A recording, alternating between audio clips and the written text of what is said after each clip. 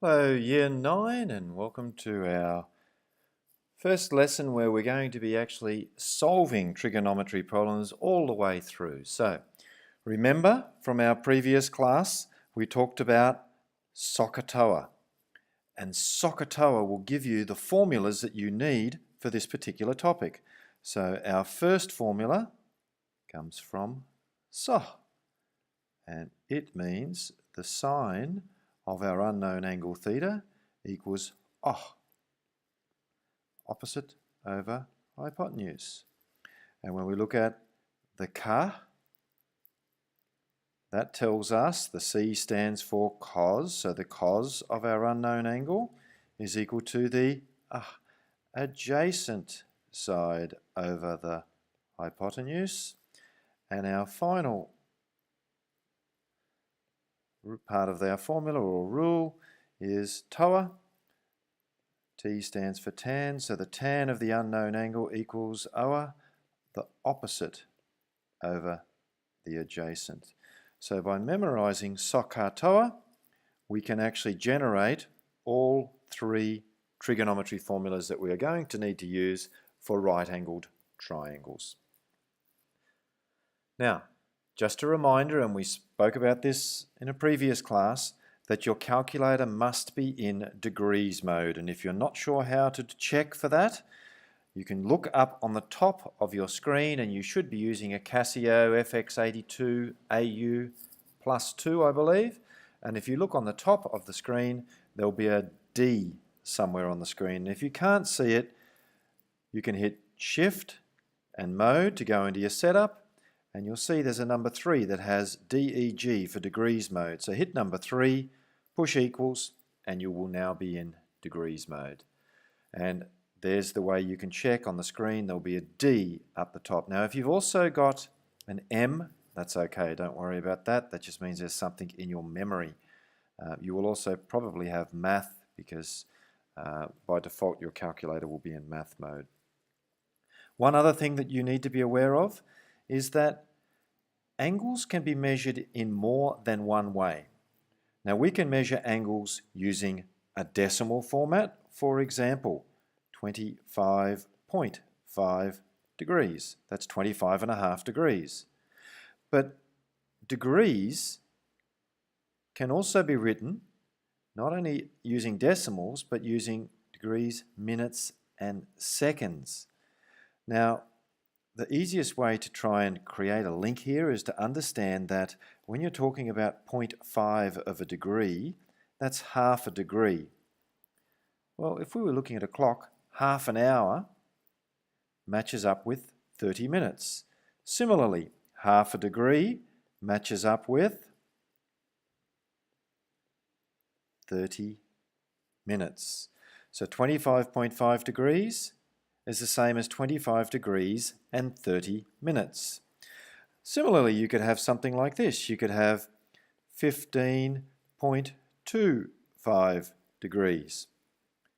Now, 0.25 is another way of saying a quarter of a degree.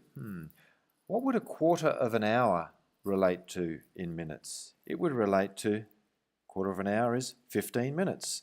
So a quarter of a degree, you've got 15.25, so 15 degrees and 15 minutes. You can also go to seconds, so you could have something like 10 degrees, 20 minutes, and 30 seconds. And you do have a calculator button, the degrees, minutes, seconds button, that you can use to show your answers and convert between degrees, minutes, and seconds, and decimal mode for measuring your degrees. All right, let's actually have a look at doing these on your calculators. So it says to evaluate the following to 4 decimal places where appropriate. So go about the process. Pause the video if you need to and try answering all of these on your calculator. Now I'll put the answers on a calculator to the side in a moment. However, what I'd like you to do is to try them yourself. So go to your calculator, go sine 30, and because you're in degrees mode, you don't have to worry about putting in degrees, you just go sine 30. You could close the bracket, you don't have to, and push equals. Now to 4 decimal places, it's 0.5000. So strictly speaking, probably should have that because it does say to 4 decimal places. And continue through the rest of the questions.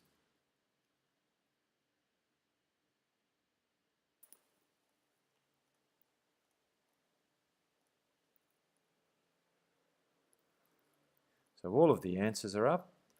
See how you went.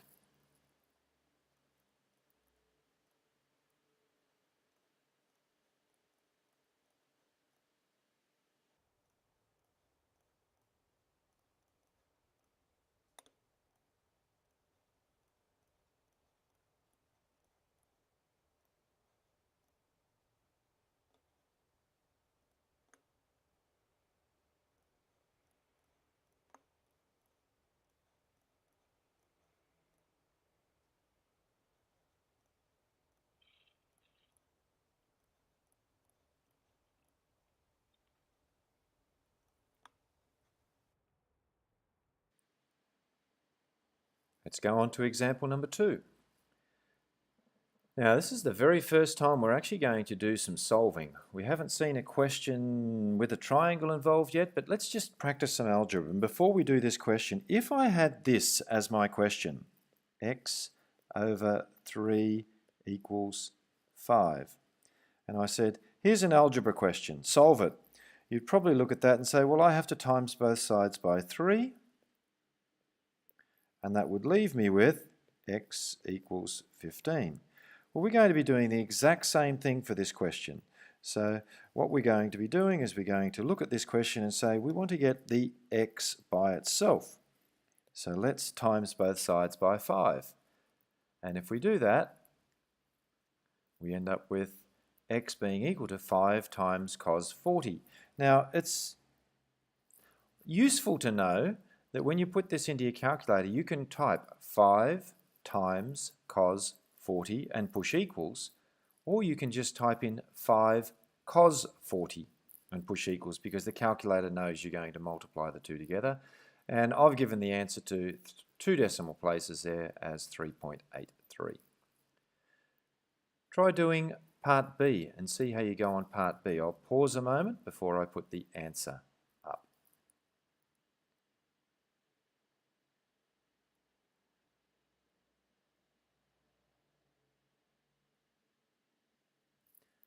So you should have multiplied both sides by 2.4, and that would have left you with a is equal to 2.4 times the sine of 70. Put that into your calculator, and to 2 decimal places, 2.26 is the value of a. Let's try example 3.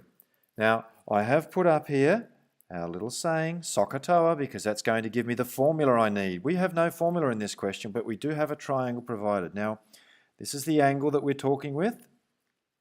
What side is what's the name of the side that's labelled with the x?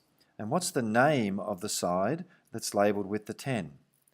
So when we look at that, hopefully we can recognise the 10 is the longest side, it's the hypotenuse, and x is the furthest side away, it's the opposite side, which means this side along the bottom would have been adjacent, but I'm not labelling it because I don't need to use that side for this question.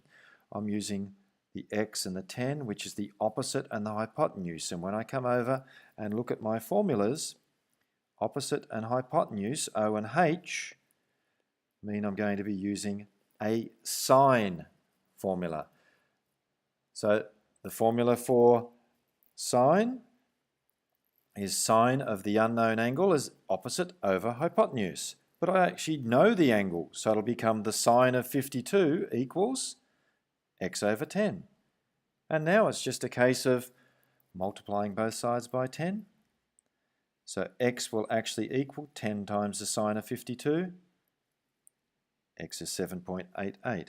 This line here, you don't need to write that if you don't really want to. If you've written the times 10 here and crossed it off there, cancelled. But it's safe to probably do that when you're first learning about how to set these questions out. Let's try part B. Now, is it a sine, cos or tan question? Well, we need to look at our angle that we're given. Our angle is 28 degrees and label the sides. We need to label this side here with the x and this side here with the 7.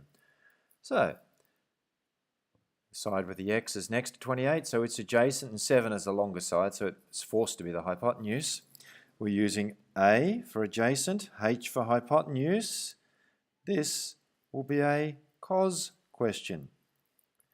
And the formula for cos is cos theta equals adjacent over hypotenuse. Now, the angle is not unknown. We know it's 28 degrees, so it becomes cos 28 equals x over 7. To get x by itself, we multiply both sides by 7.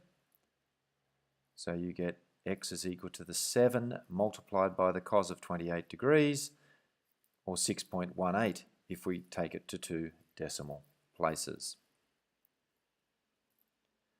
Let's try our next one. Now, the angle that we've been given. The angle is 25 degrees, so we need to label our sides. What side is x? What side is 5.2? Well, x is furthest away, so that will be opposite. 25 degrees has 5.2 next to it, so that's adjacent because that's the longest side. The hypotenuse does not come in contact with the right angle symbol. So we're going to be using opposite and adjacent. Opposite and adjacent, which means it's a tan question. So the formula for tan is tan theta equals opposite over adjacent.